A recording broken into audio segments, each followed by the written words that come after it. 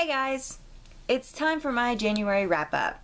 I didn't read the amount of books I wanted to in January. I was feeling kind of slumpy like halfway through the month. The only books I actually read were all 6 books of the Bloodlines series, and I read this series super slow. I was actually very surprised. I really enjoyed the series, but I was expecting something along the lines of how Vampire Academy was, you know, very fast-paced and action-packed. And even though the last 2 books of the Bloodlines series, to me, were very fast-paced and full of action, the first 4 books were very slow and kind of irritating because nothing was happening.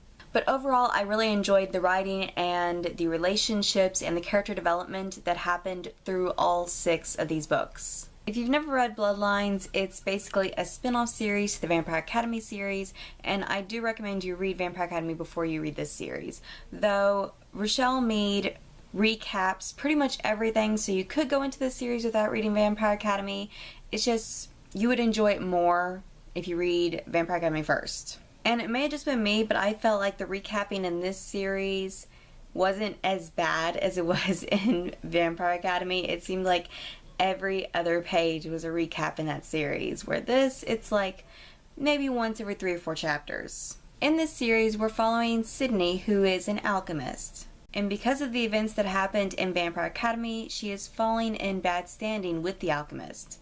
So she's given a chance to prove herself to them by protecting a Memori named Jill. She starts out the book pretty much like most alchemists. She's very weary of the Memori and the vampires. She really doesn't want to have a lot to do with them. But over time, in this book, she starts seeing them as more humans. Even though I was very frustrated with the pacing, I really love the fact that the first 2 books really just built a relationship between Sydney and the Memori and the vampires, and we really just got to know more about our new set of characters. Things really started to develop in the last 4 books. I went into each of these books without reading the summary of them because I just wanted to go in blind. So I'm not going to say anything else about these books, but I am going to give my rating for each one. I ended up giving Bloodlines and The Golden Lily each 4 out of 5 stars. This is mainly because of the pacing, even though in this series as a whole I highly enjoyed this because it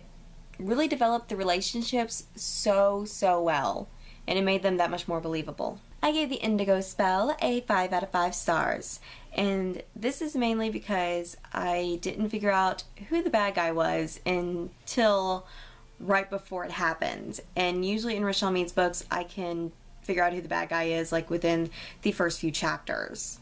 The Fiery Heart got a 4 out of 5 stars, and this was mainly due to the fact that the majority of this book is just about developing Sydney and Adrian's relationship, and even though I really liked that, it still got kind of irritating that that was the majority of this book. It's like not a lot happened action-wise. But I do really like the fact that this is where she started writing in dual point of view. And it was really easy, at least for me, to tell the difference between Sydney and Adrian's voices. Silver Shadow got a 5 out of 5 stars, and this book gave me so much anxiety because everything that Sydney had to go through, I really loved getting to find out more about how the alchemists deal with people like Sydney, but it's just so much happened to her. I loved knowing about it, but I didn't want to know about it too because I know it was just gonna cause me so much emotional stress. And it did.